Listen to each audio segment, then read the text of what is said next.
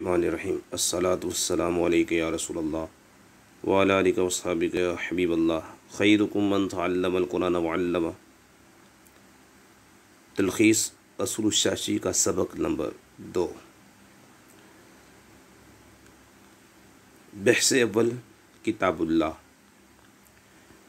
قرآن مجید احکام شرعیہ کا بنیادی ماخذ قرآن مجید ہے، اور اس سے مراد وہ کلام ہے جو نبی اکرم سرور دو عالم صلی اللہ علیہ وآلہ وسلم پر نازل کیا گیا، مصاحف میں لکھا گیا اور بطریق تواتر نقل ہوتے ہوئے ہم تک پہنچا۔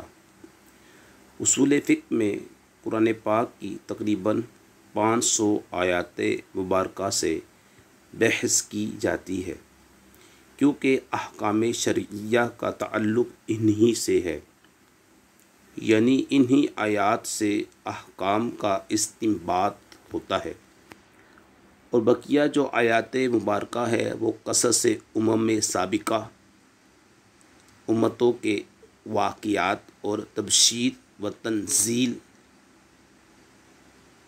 پر مشتمل ہے۔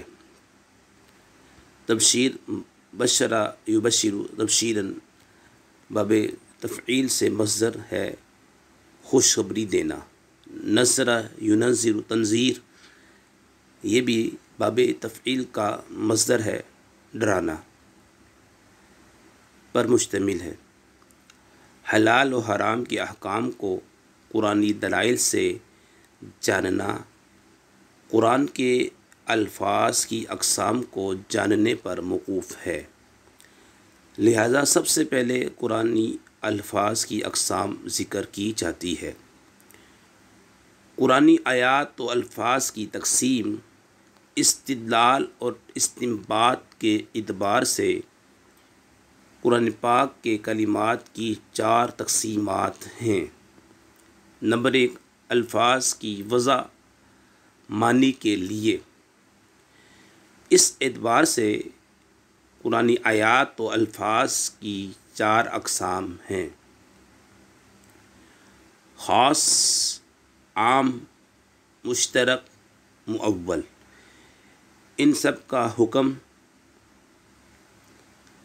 تعریف، مثال آگے والے اسباق میں آئے گی انشاءاللہ۔ نمبر 2، الفاظ کے معنی کا ظہور و خفا۔ اس لحاظ سے قرآنی آیات و الفاظ کی اقسام 8 اقسام ہیں۔ 4 ظہور کے اعتبار سے، نمبر 1 ظاہر، نمبر 2 نص، نمبر 3 مفسر، نمبر 4 محکم، اور 4 خفا کے اعتبار سے، نمبر 1 خفی، نمبر 2 مشکل، نمبر 3 مجمل، اور نمبر 4 متشابہ۔ 3 الفاظ اور جملے کا معنی میں استعمال۔ اس اعتبار سے بھی قرآنی آیات و الفاظ کی 4 اقسام ہیں۔